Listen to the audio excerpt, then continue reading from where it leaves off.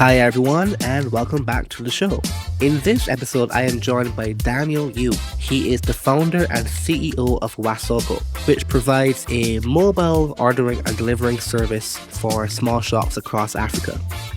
It was established in 2015, and in 2022, the Financial Times ranked Wasoko as the fastest growing tech company in Africa. We had a very wide-ranging conversation spanning topics from hiring technical talent in East Africa. Why is Daniel so bullish on Zanzibar? And should we be a bit more skeptical about the benefits of remote work for young talent? I really enjoyed this conversation, and I hope you too as well.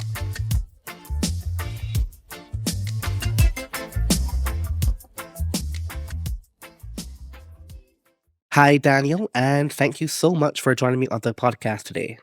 Great to be here.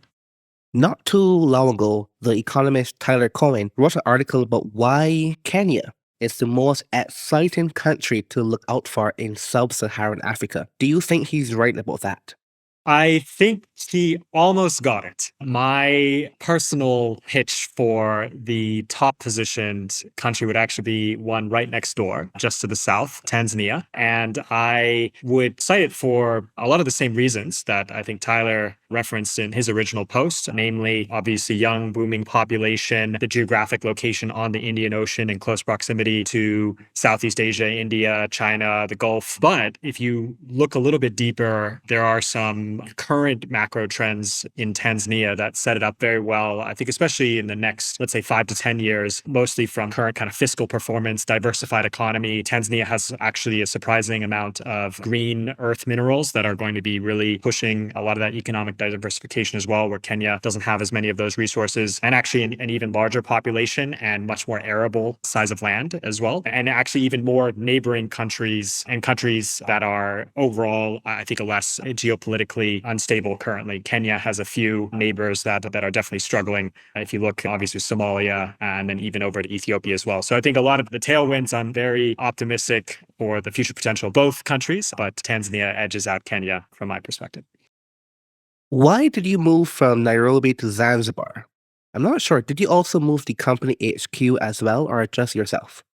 I myself personally shifted from Nairobi, Kenya, where I'd been based for about 6 years, down to Zanzibar last year. And indeed, with that, opened up our new tech headquarters. We still have the overall group headquarters in Nairobi, as that's been our kind of main hub for business since we launched our initial operations in Kenya as our first country. But I think the shift down to Zanzibar has been very strategic in the sense that Zanzibar itself, as part of Tanzania, but having a autonomous jurisdiction and actually historically even having been a separate country from what was originally known as Tanganyika in the mainland. And then they decided to form a union and come together post-independence. The autonomy and I would just say overall the attractiveness of Zanzibar, and in particular what they're trying to do as well to diversify their economy, bring in additional industries apart from just tourism, which is what they've been making the vast majority of their revenues on up until now. That really attracted me, and I think is really a huge opportunity as well to work with an island that is fully endowed with its own government, has its own president, its own parliament, and its constitutional ability to basically set its own policies across more or less everything except for defense. And that gives it, I think, a very unique vantage point within kind of Africa as a whole, where you don't really have these constitutionally endowed autonomous regions in, I think, really many other countries that are certainly not on the basis where it is actually wholly endowed with its own separate government, this local president and parliament. And so I think that within, as I said, broader Tanzania, which overall I'm extremely bullish on, I think just gave me a lot of confidence that this is a great place to invest in, to spend my time, to build out and be part of broader initiatives that are going on. And indeed, I think a year in, I'm still just as excited as when I first moved down there. I find Zanzibar very interesting from a Caribbean perspective. So, from the Caribbean, looking at Zanzibar, it physically looks like a Caribbean country, coastline, beaches, and so on, but also same size, same population as a Caribbean country. What is different, at least recently, is the government of Zanzibar seems to be a lot more free market oriented, which is not at all the case in the Caribbean. So here's my interpretation of this fact. the current president of Zanzibar, his father was the former president of Tanzania. And as president of Tanzania, he was actually a lot more pro-market. So he reversed and reformed a lot of the socialist Nyerere policies that came before him into a more, Western capitalist-oriented type thing. So his son seems to be endowed with the same free market mentality. So now as president of Zanzibar, the son, he is pushing a lot more forward with these free market ideas. Is that a fair interpretation of what's happening in the government of Zanzibar right now?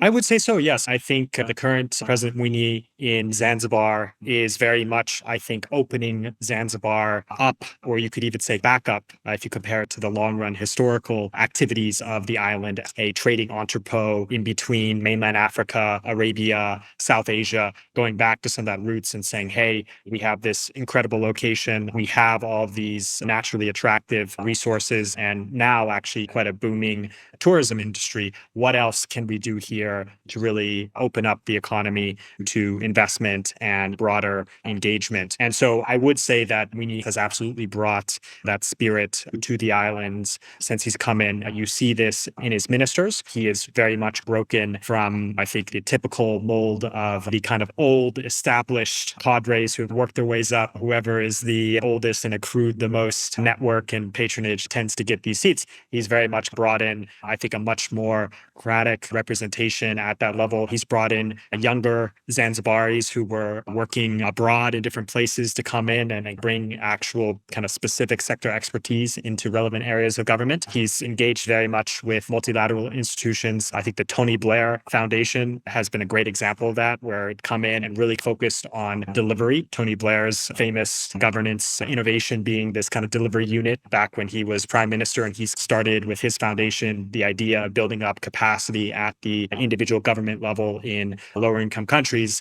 to help them set up their own delivery units and build up their own pockets and teams of excellence to actually delivering government policy and impact. And that's become quite embedded within Zanzibar as a partnership to the government. So I'm seeing a lot of things that I think are giving me a lot of excitement about the trajectory. Obviously, the base of where the economy and where government capability policy has been is perhaps a little bit further behind some of the Caribbean nations that I think have probably benefited from the proximity and the influence of the US for hundreds of years at this point. But in the case of Zanzibar, I think that opportunity is really now being seen, being felt, and I'm excited about how things are looking in the years ahead.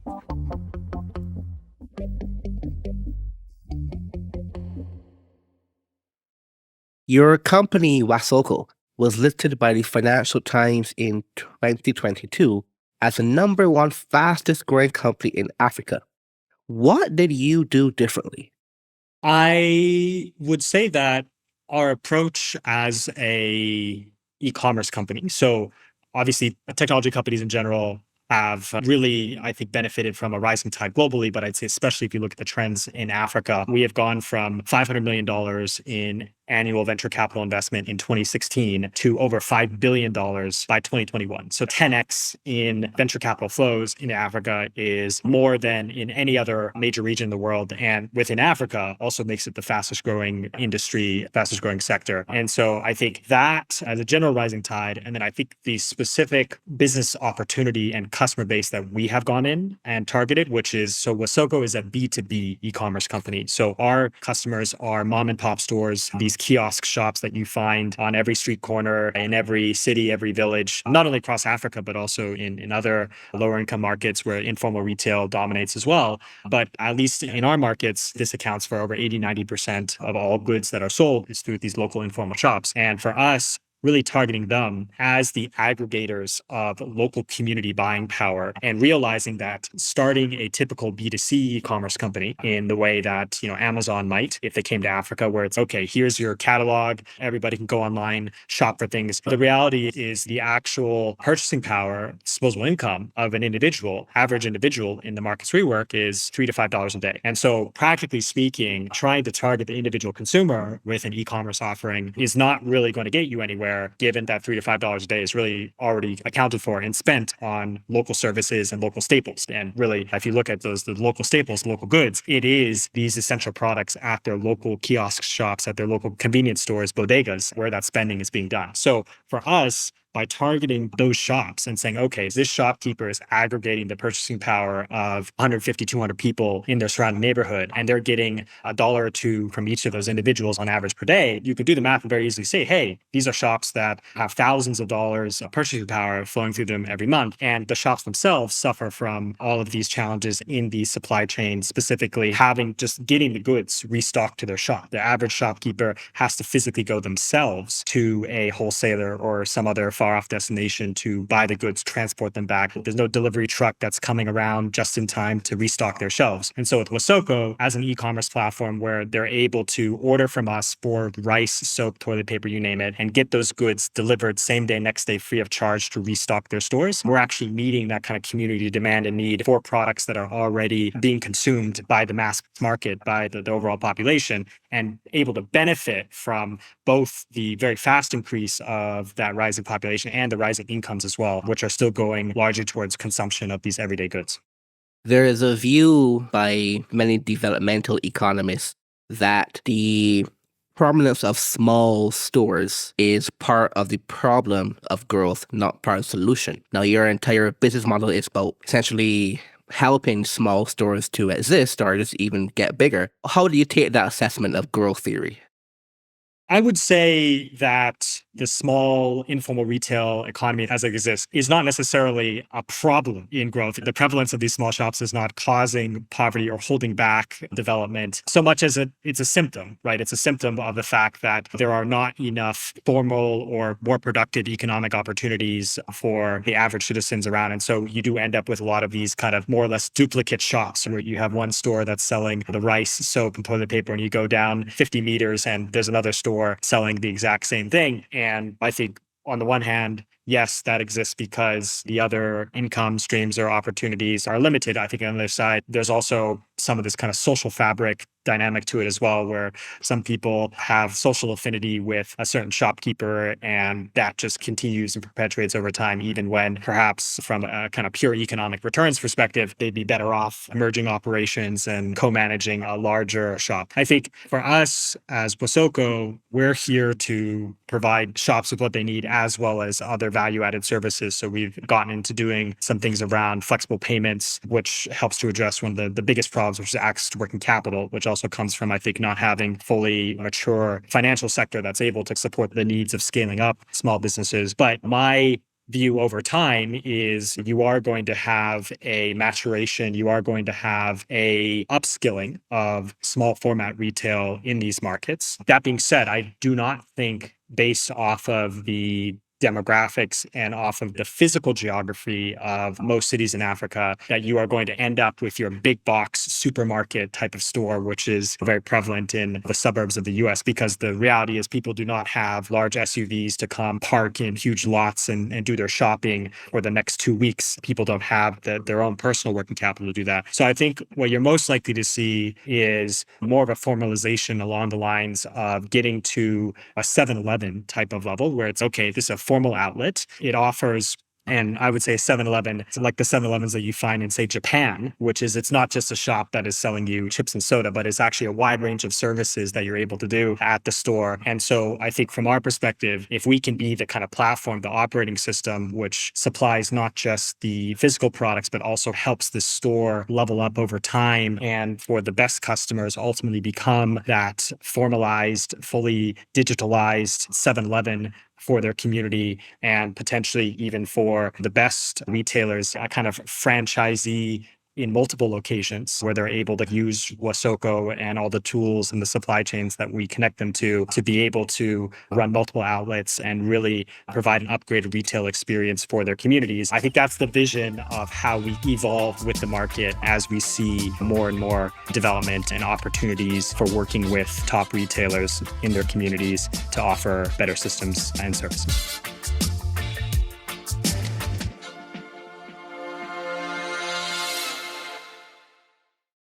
Was M-Pesa a necessary criteria for your business to exist?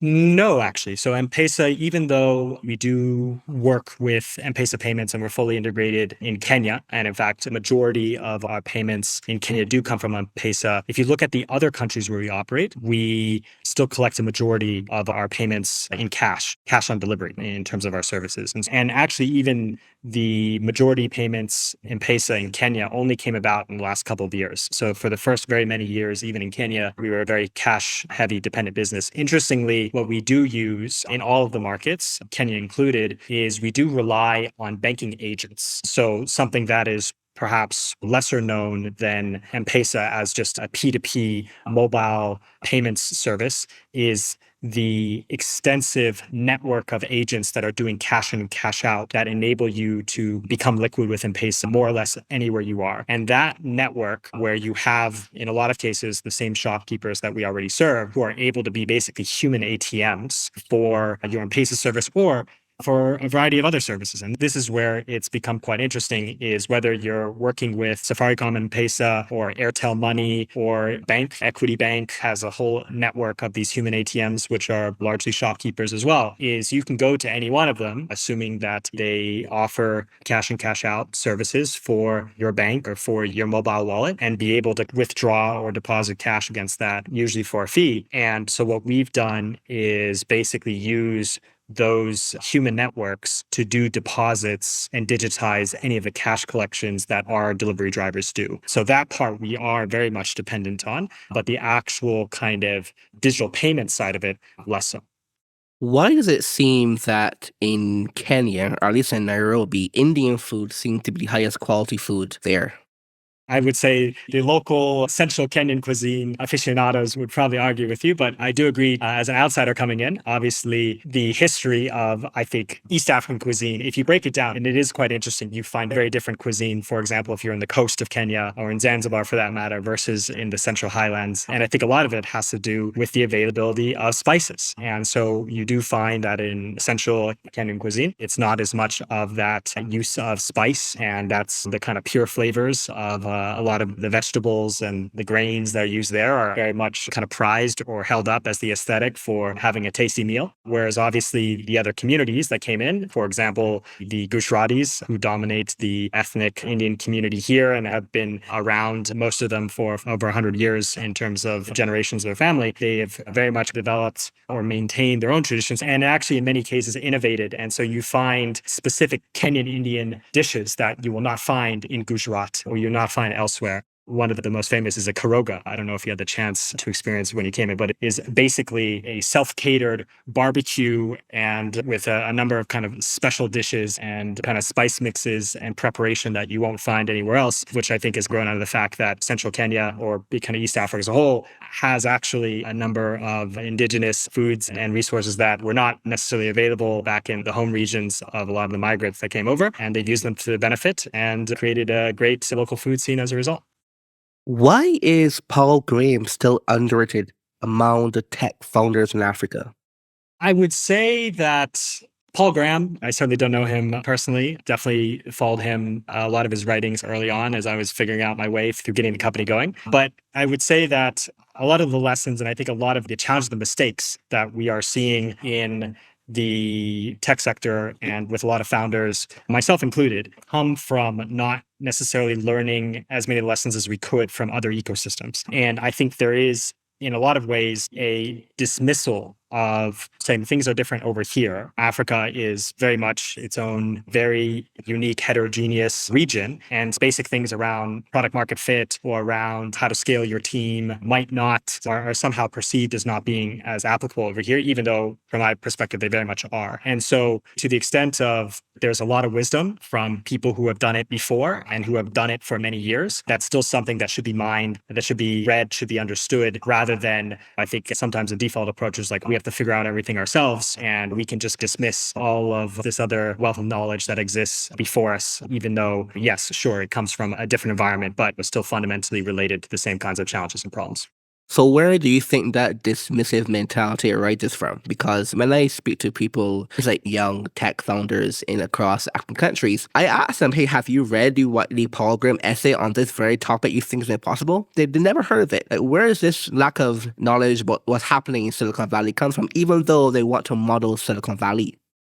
I think the reality is that the stage of the ecosystem that we're in, which is still rather small, you don't have a lot of clear role models, certainly not people who look like you, sound like you, who have done what you're trying to do before, really does, I think, give that impression that, hey, we have to figure out all this stuff ourselves. And as I think we're talking about here, that I think is a mistake because there is a lot of knowledge, there's a lot of experience out there, which sure might not be exactly mirroring what you're going through, but can still definitely be helpful along the way and can save you a lot of time and dollars along the way. But I understand, I get it. And I think that is why the more that we can do to have cross talent exchanges, the more that we can have top young entrepreneurs from the African continent spending time in Silicon Valley, spending time with successful founders in those ecosystems that have become established and that have become successful. And I would put that, I think, even more directly the cross-cultural bridge that I feel has been far less developed than it absolutely should be is the Africa-India connection. If you look at, in terms of population, in terms of GDP, Africa and India are almost exactly the same. 1.5 billion people, about $1 trillion in GDP, both. And even you go down deeper into urbanization rates and diversity of languages, and the analog continues. And yet, you look at the success that the Indian tech ecosystem has had in terms of, I think they're at over $50 billion a year in venture capital invested. And once again, we're still down at the kind of $5 billion mark. And that would seem like a clear arbitrage opportunity to upgrade, level up in terms of, okay, what's worked over there? What are the kinds of problems that they've had to solve serving similar kinds of users demographically? And what is the knowledge? Who are the gurus, technologically speaking, that can be learned from? And let's pull in that knowledge. I've spent a lot of time and actually personally been able to benefit from bringing on investors from Flipkart, from the Indian version of the company the Indian version of Wasoko as well, and a few other founders in that ecosystem. And that's been invaluable to me. And so I think for early founders, maybe there's nobody obvious for me to look up to or to learn from. So I'm just going to do it myself. And they don't necessarily recognize that the opportunity and the responsibility is really on them to go build those bridges and find that knowledge, find that experience. Because as you said, it is out. It might not look exactly the same as where you're standing today, but it is out there and it will absolutely be a huge benefit to you in your journey.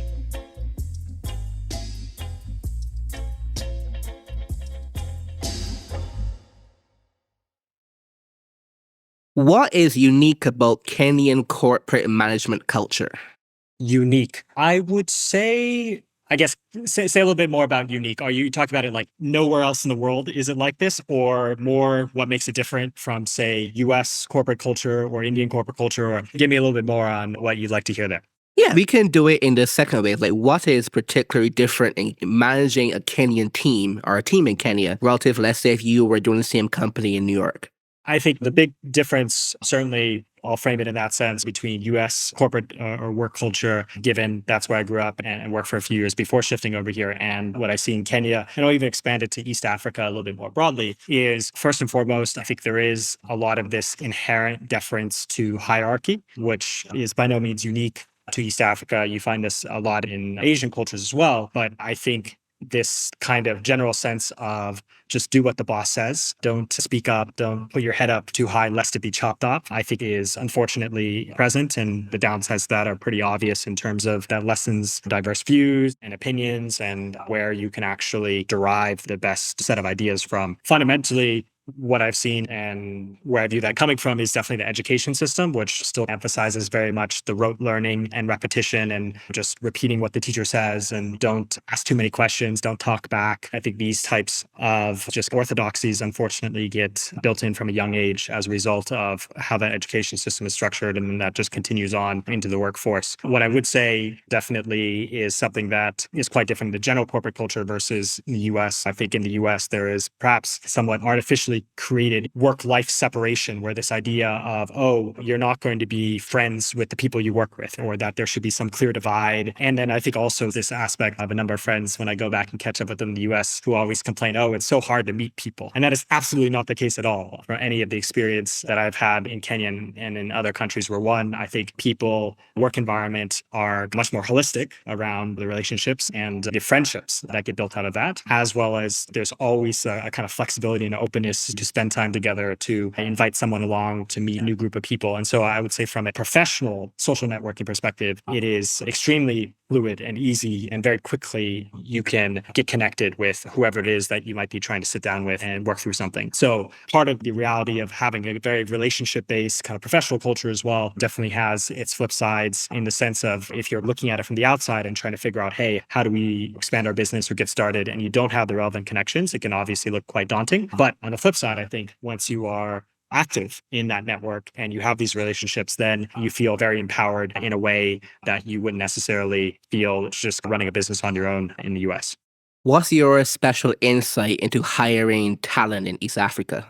I would say this is definitely not unique from the global best practices in terms of hiring and bringing on talent, but I would say very distinct for me versus the other local company options that candidates would be looking at, is entirely a focus on what can you actually do and how do you actually perform on the job itself. So I think there's been all sorts of global research that has basically said that, yes, what's on the CV as a predictor of actual job performance is a relatively low correlation. It actually is much more highly correlated. Hey, if they actually do the job, how do they perform on that? And yet I would say in the East African context, there's still so much emphasis on what school did you go to? What was your GPA? What was your previous employment history? And sure, I think previous work history has obvious relevance and can have some correlation with performance, but so much of the other stuff that I think it's highly emphasized and is, I think, more in the superficial nature of how work is presented or professionalism is presented and ability to work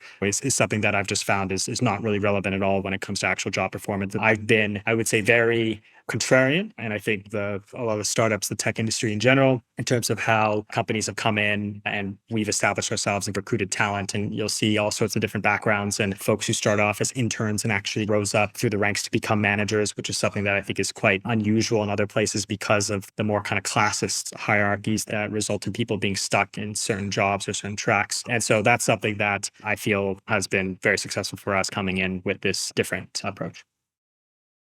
On net, do you think that young, smart people in East Africa, Kenya, and Tanzania should learn more about effective altruism or less?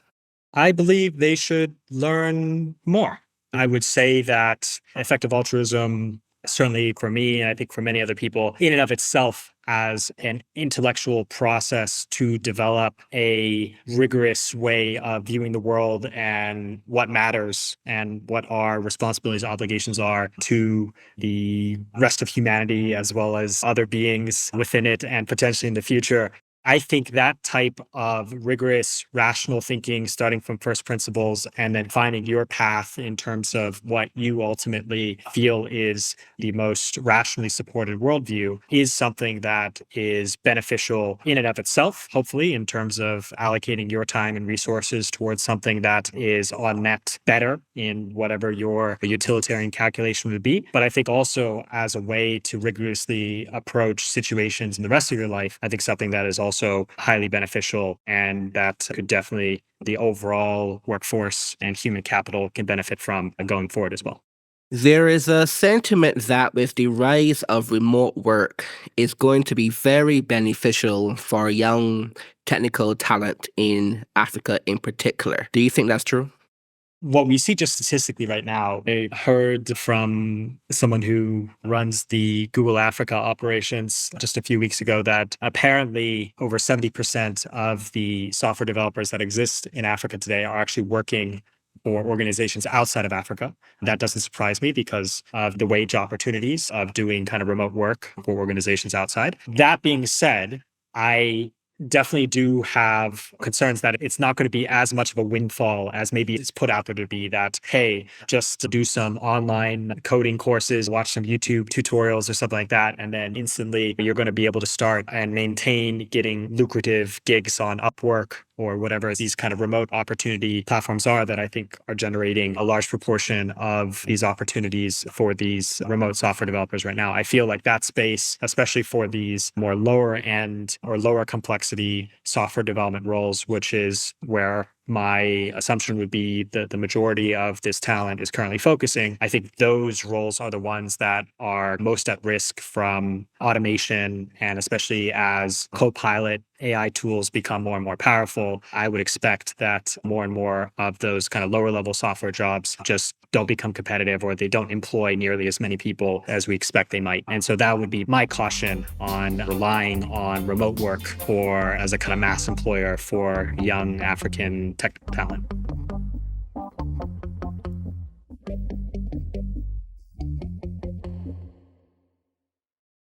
I think I heard you say at some point that even in your own company, you're not as pro remote work as some other people give it hype for. Is that a function of productivity?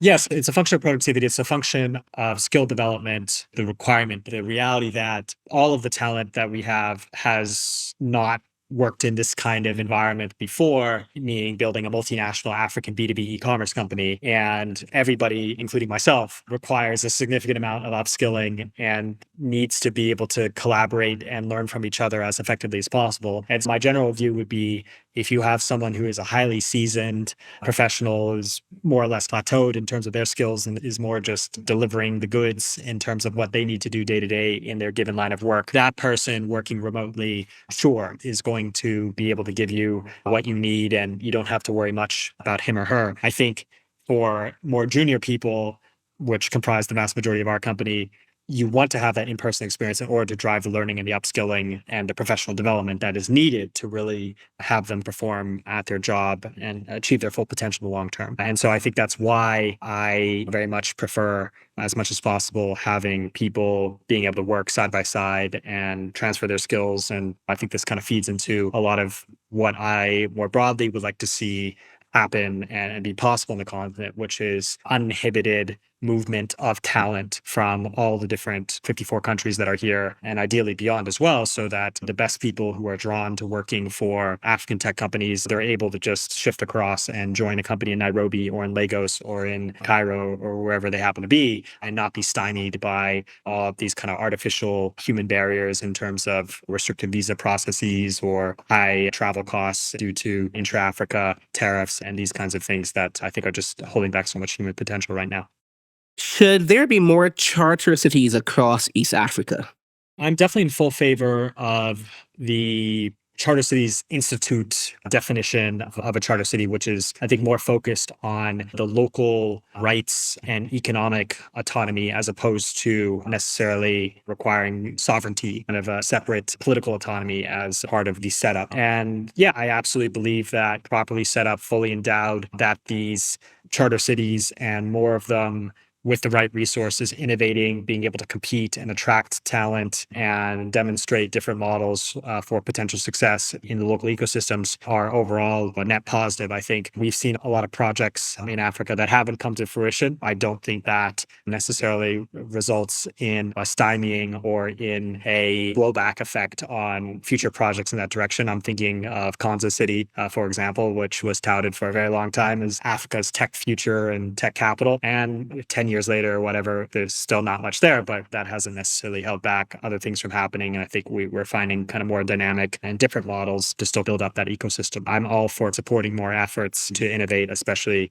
when it comes to local jurisdictions, because I think that is how we're going to be able to find the most innovative models, given that at the national level, a lot of the politics is otherwise a lot more difficult to navigate. Why do you think that foreign tech talent or just foreign talent in general would be attracted to live long term in Zanzibar? I would say that there are a number of reasons. I think first and foremost, from a lifestyle, your one, cost of living significantly lower. I think two, just the overall natural environment. If you're someone who has been based or living in old places in Europe or North America, is something very attractive about being in a natural, beautiful, warm environment. And then I think the other camp that I've seen is people who do genuinely believe in that intercultural exchange and that there's an opportunity to be part of a place that is growing, evolving quite rapidly. And I think that visceral personal experience of being part of that fast rising tide, I know I can speak to it for myself personally. I left the US in 2015, a year before the first Donald Trump election. And it's just astonishing to me what has changed culturally in the fabric and in the mentality, and I would say specifically the optimism of the American people that I know and of the society when I go back versus what I continue to see in East Africa today. I often give the example citing the Gallup poll studies where I don't know if it's every year, but they'll ask the question, are you better off than your parents are? And I believe a few years ago, for the first time ever, a majority of Americans did not answer yes. And I put that into context of the markets where we operate. And I don't know if this question has been asked, Gallup has run it directly here, but my over-under on what the response on that would definitely be north of 90%, because I think people just very viscerally see, oh, what was it like for my parents when they were growing up? What was it like for me growing up? And what is it going to be like for my children? And just the pace of progress and that improvement is exponential. And for myself, being part of that rise of that, which is very much kind of felt on a day-to-day basis, even though it's not necessarily supported every year by the statistics and by the GDP growth. But there is that core belief that we are moving forward and moving forward quickly, and things are changing in a good way. And everything else being equal from a personal perspective, being part of that momentum as opposed to pushing back against it, which is where I feel a lot of individuals might perceive themselves in some of these quote unquote more developed countries. I think that feeling of being part of a fast growing environment where things can change, are changing, and where you can have an impact, I think counterfactually in a very strong way, that's the excitement. And I think that's a big part of being involved in something like what's happening in Zanzibar brings to me and a lot of other people that I know that are down there as well. Daniel, thank you so much for joining me on the podcast today. Absolutely. It's been a great time.